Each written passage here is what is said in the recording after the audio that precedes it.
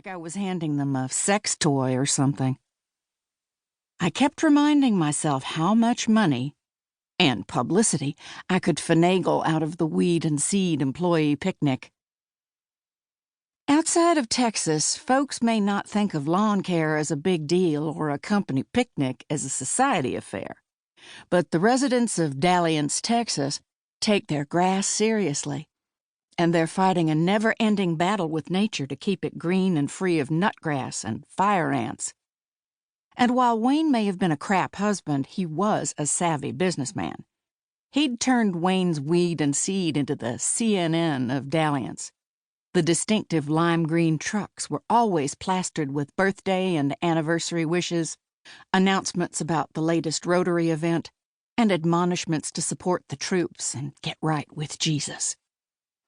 In just under 2 decades, Wayne had parlayed a couple of riding mowers and a leaf hog into a Dalliance institution. When Wayne's employees and his best customers got together to celebrate victory over another scorching Texas summer, the Dalliance newsletter would be there to record the event. Having my ice cream dished up to all those people would mark an important step in my transformation from Tallulah Jones, woman scorned, to Tallulah Jones, successful entrepreneur. Fingers crossed. Wayne spooned up a big glob of ice cream and sucked it in. Wayne's sweet tooth rivaled my own, so I was anxious to know what he thought. "Damn, Tally, that's some fine ice cream. What do you think, sugar?"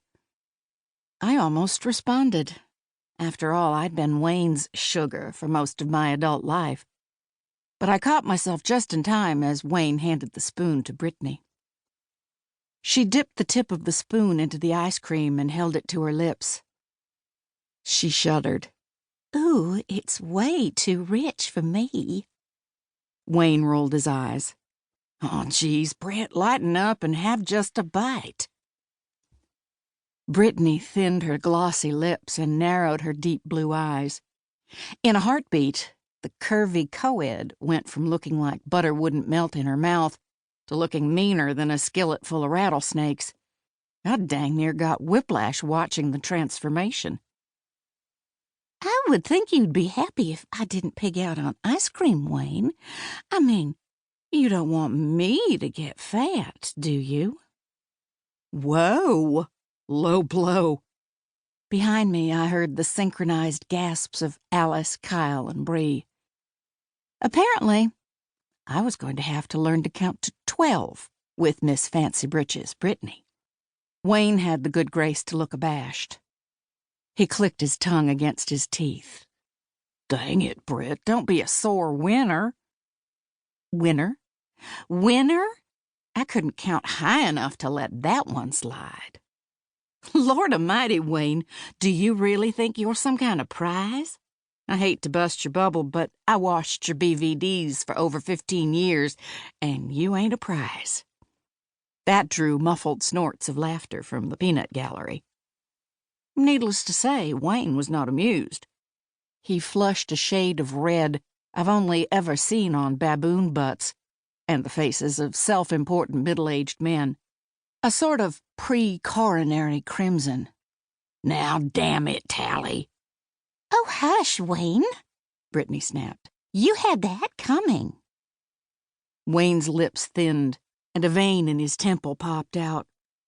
His eyes slid back and forth between me and Brittany, and I could see the tiny wheels turning as he tried to decide who had pissed him off more, me or the Twinkie.